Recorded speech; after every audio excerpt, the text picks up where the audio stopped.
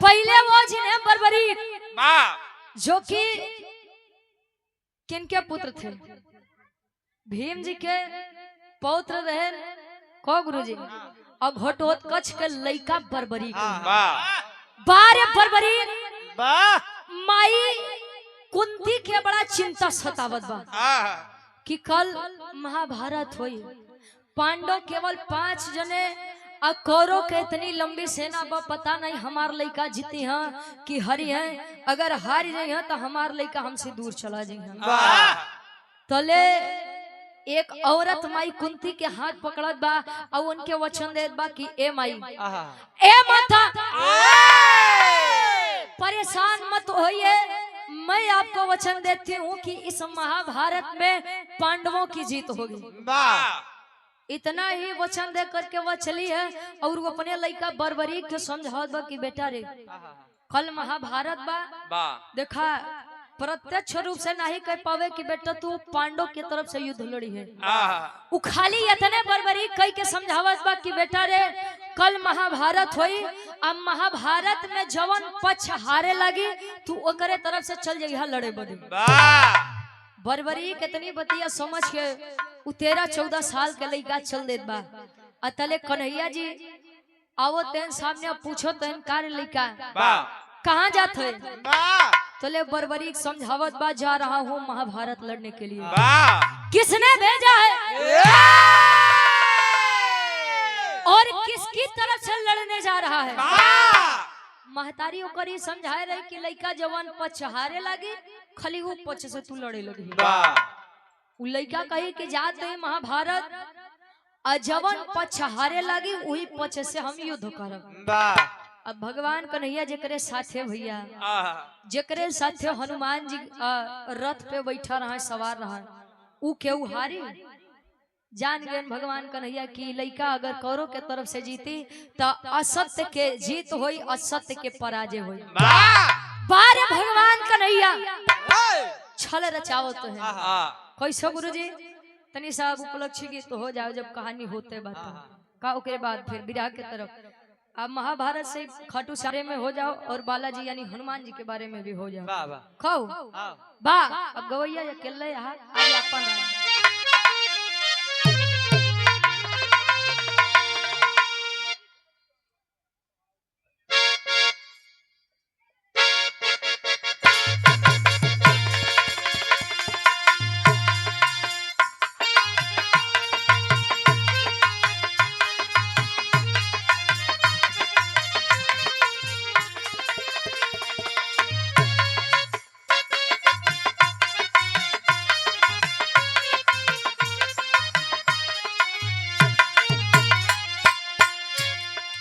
बड़ी पुरान गीत बा। कोनो दुल्ही अपने सैया जी के बतावे, का बतावे गुरुजी?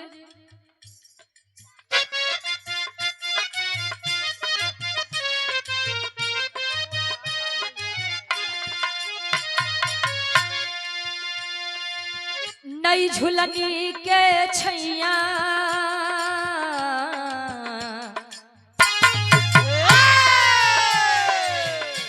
झुलनी के छैया बोलम दुपहरिया बिताइला हो। झुलनी के छैया बोलम दुपहरिया बिताइला हो। झुलनी के छैया बोलम दुपहरिया बिताइला हो। थोड़ा सा बढ़िया कवि जी फर्ज में लिखते हैं, कवि जी लिखते हैं कैसे?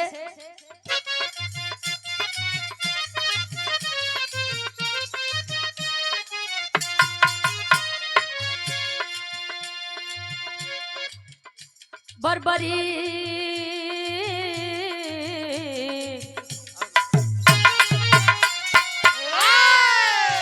बर्बरीक घटोत्कच के ललनवा कटल सुना बाटे निसनवा हो।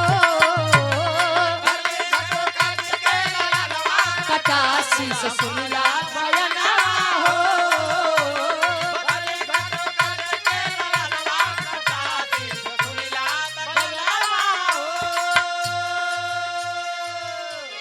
बर्बरीक घटोत्कच के ललनवा कटल शीश बाटे बखनवा का गुरुजी यार चल दी है घटोत्कच के लइका बर्बरीक जी अजय बर्बरीक के लइका चलत है उ 13-14 साल का लइका भगवान कन्हैया आई के सामने से रोकत है और लइका कहे कि एक के तीर में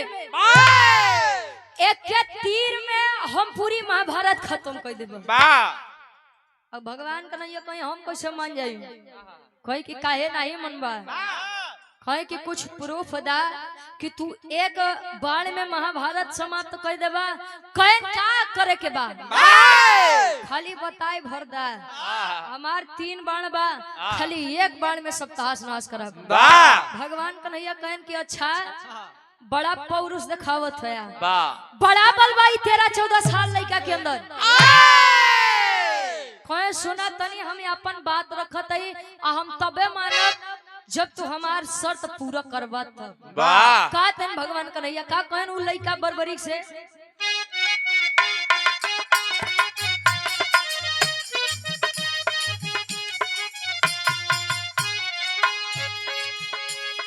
कहे एक बार से खत्म करब युद्ध हो मन से समझ गईले तब मानो प्रबुद्ध हो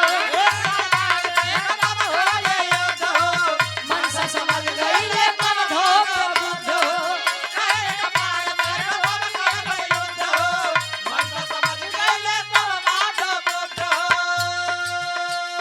पूरा कैसे हो यार मनवा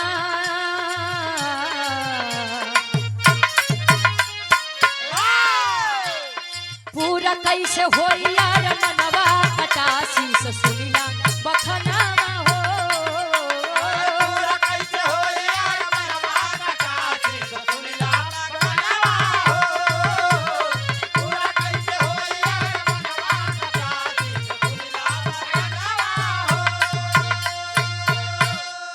धर्म कहे कि सुन ला कहे कि जौन पीपल के पेड़ दिखात बा कहे हां बोला स्वामी कहे अगर तू एक बाण में ये कुल पीपल के पत्ता बेध देबा तब हम मान जाए कि तू ई महाभारत में लड़ाई के लायक हया बर्बरीक ने निकाला है बाण और रखा है जब रखे बा तो चलाया है बाण चलावत बजले बाण डब्लू गुरुजी अब बाण जब छूटत बा तो कुल पत्ता बेधत है तले भगवान कन्हैया एक पत्ता अपने कदम के नीचे रख ली है अपने पैर के नीचे रख ले तले तीर मडरात या पैर के लगे खड़ा हो गया।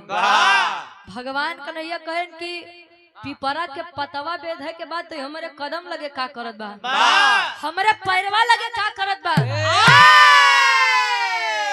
कहे महाराज अब तू चाहे जे हुआ चला तो बड़ा लागत है कहे तो कहे कि अगर ये अपन पैरवा हटाई लेबो तले उ पतवा बेधी आ नाई हटबो तो उ पैरवा सहित पतवा बेध दे। भगवान कन्हैया कहे रे बाप बड़ा बरियार भी लागत बहो वाह बेटा वाह धन्य है तुम्हारे माता पिता धन्य है तार बाबू धन्य है तार माई जैसे लड़का जैसा वीर के जन्म दे दी है। हटाओ तन भगवान कन्हैया अपन पैर अच्छा पत्ते को जब बेधा है वह बर्बरीक का बाण चले बर्बरीक बाँ फुला के कहे कि अब बोलिए कि मैं महाभारत लड़ने के योग्य हूँ कि नहीं हूँ कहे कि बेटा रे मेरी एक बात मान कहे हाँ बोला कहे कि जो वीर होता है वो दानी भी होता है बर्बरी कहते ऐसे बतावा कि कुछ तोहे चाहिए बोला भिखमंगा राम अब हमका का पता कि सवेरे सवेरे भिखारी से भेंट हो जाए का चाहिए बोला भगवान कन्हैया करे रे बाप रे बड़ा तेज बाहो कहे कि जो चाहिए मांग लो कहे हाँ जवन मांगब तो तू थोड़ी दे बा कहे कि अगर मैं वीर हूँ तो मैं अपनी बात से पीछे नहीं हटूंगा और हमारे बड़े भाई कारीगर भाई दिलीप कुमार भैया हमारे कोनो भी शादी विवाह हो कोनो भी शुभ अवसर हो मेरे दिलीप भैया के आप लोग एक बार मौका जरूर दिया बाकी हम देव भैया हाँ भाई के द्वारा 100 रुपया बहुत बहुत धन्यवाद। भगवान कन्हैया कहीं जोन मांगब तो दे देबा कहे हाथ दे दूंगा, कहे ऐसा नहीं, पहले तिरवाचा बंधा। वाह तिरवाचा बंधाई के भगवान कन्हैया उ लइका बरबरीक से मांगत है। का मांगे? अंतरा के दूसरे अंताल में कवि जी लिखते हैं।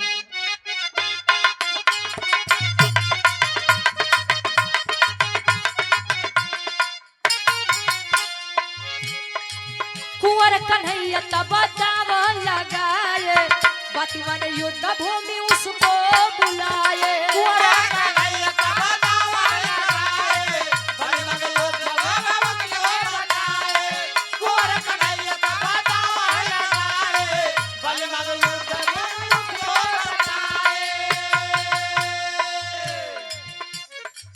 धड़ से जुदा देखे नयनवा,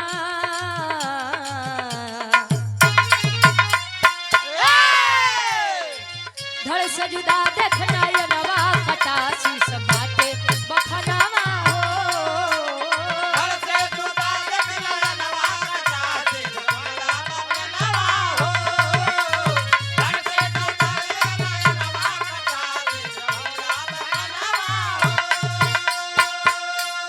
और गोपालपुर से पाड़े और पढ़ाएंगे हमारे गार्जियन जी। 100 रुपया बहुत बहुत धन्यवाद आशीर्वाद के चारे कि हम बच्चे अपनी कला में कामयाब रहे। कहीं किया बेटा, मुझे अगर तुम कुछ देना चाहते हो तो मुझे याद हो वरदान में तुम मुझे अपनी या गर्दन दे दो, अपना या शीश दे दो। और लड़का बार वीर पहले के लोग कहा कि रघुकुल रीति सदा चली आई, प्राण जाई पर वचन न जाई। मर्द का जुबान कबो खाली ना ही जाए। बात खातिर आदमी मर मिट जाओ, लेकिन वो अपन बात नहीं कट दे। बारे वो 13-14 साल का लड़का पकड़ा है अपना बाल और निकाला है, अपनी गर्दन को धड़ से अलग किया है। जब गर्दन को अलग किया है धड़ से, अपने हाथ पर रखा, और भगवान कन्हैया देखत है तले लइकवा के उ गर्दनिया से उ आंख जमन रहे, अखिए से झरझर आंसू गिरत बा। भगवान कन्हैया कहें कि कारे लइका, इतना बड़ा बलिदान देने के बाद भी तू रो रहा है?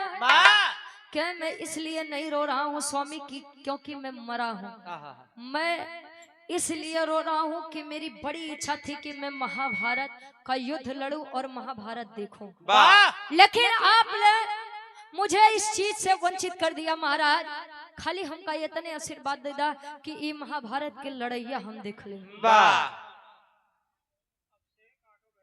खाली हमके इतने दे दा कि महाभारत के लड़ैया हम देख ले। आय हाय भगवान कन्हैया वरदान दिए बरबरीक को। जब भगवान कन्हैया बरबरीक के वरदान देते हैं कि बेटा रे जल महाभारत के युद्ध लड़ी तले तू ई महाभारत के युद्ध देखबे। युद्ध हुआ लगातार 18 दिन तक। 18 दिन के बाद जब धरती लहू लुहान हो गई, बाद में कौरवों को घमंड हो गया। अर्जुन कहे कि महाभारत में मैं ना होता, मेरा धनुष ना होता तो का तू महाभारत जीत लेता का? भीम को घमंड हो गया, भीम को यह घमंड हो गया कि हम नहीं हो तो हमार गदा न हो तो का महाभारत जीत लेता का? भगवान कन्हैया कहला करे सब कुछ हम, अकटत मरती पांचों पांडव। पांचों पांडवों को लेकर चले हैं भगवान कन्हैया कहा वही महाभारत का युद्ध जहां भरान है उस क्षेत्र में, कुरुक्षेत्र में। जब कुरुक्षेत्र में पहुंचते हैं ना तले होत का आखिरी अंताल में कवि जी लिखते हैं। और आप भावी प्रधान पद के प्रत्याशी हैं ग्राम सभा सुकुलपुर से हमारे बड़े भाई आप जय नारायण यादव जी। ये गार्जियन जी के द्वारा 100 रुपया बहुत बहुत धन्यवाद। ईश्वर करें कि विजय का तिलक आपके मत्थे पर लगे।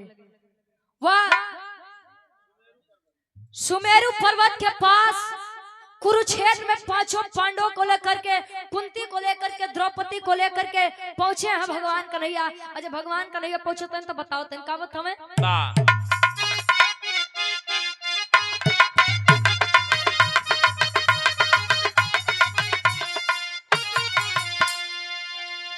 और ये हमारी छोटी बहन है रानी और इन्हीं का नाम रियांशी है, रियांशी उर्फ रानी। ये हमारी छोटी बहन आपके द्वारा 101 रुपए का सम्मान बहुत बहुत धन्यवाद। और हमारे कारीगर भाई दिलीप कुमार भाई आपके द्वारा 100 रुपया। अब हम बीचे बीचे में बोले रहा भैया बहुत बहुत।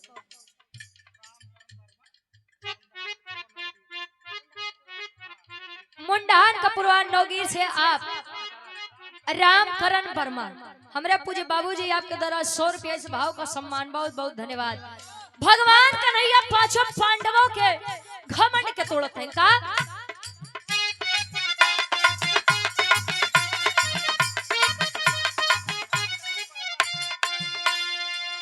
हरिनाथ वर्मा जी नौगीर गढ़ा से हमारे गार्जियन जी के द्वारा 100 रुपया, बहुत बहुत धन्यवाद। आशीर्वाद के चाह रही कहे कि अत्यग भारी था जग में गूंजा नाम हो,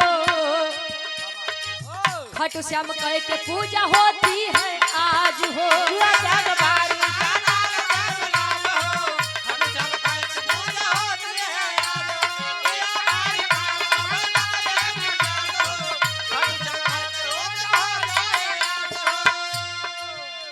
गए पांचों पांडवों से एक बार फिर से भगवान कन्हैया पूछे कि आप बताइए कि आप में अगर कोई ना होता तो ये महाभारत ना होता।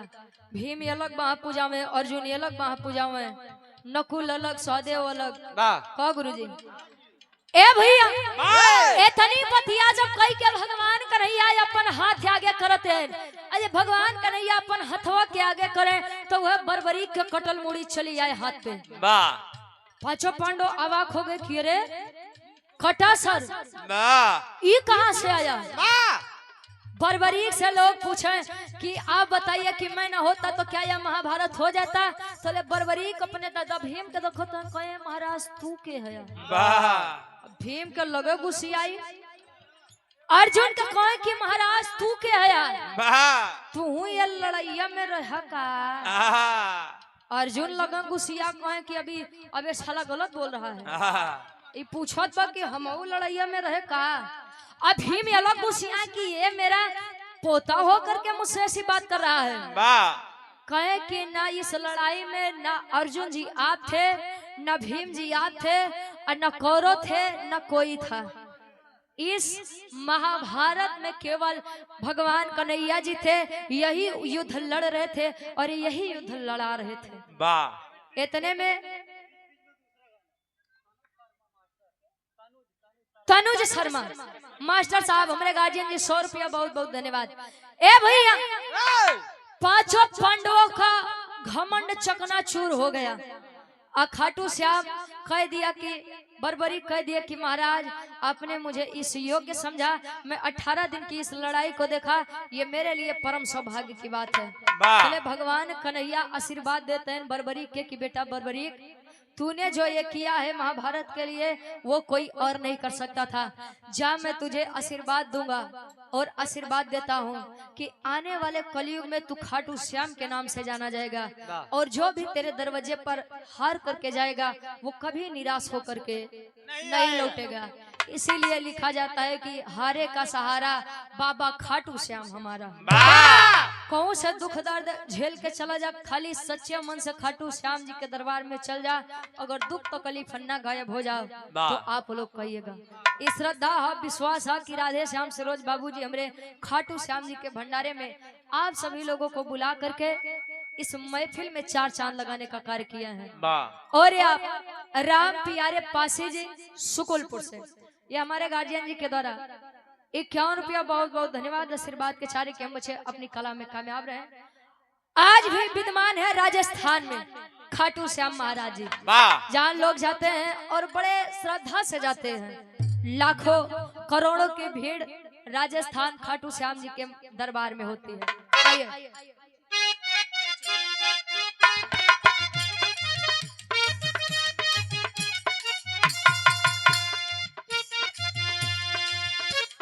रुचि अमलंदु के कहनवा,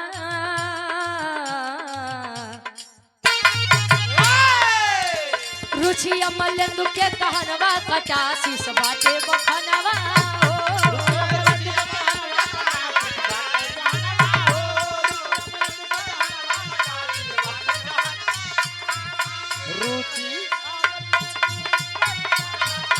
कटासी सुनीला बखना हो।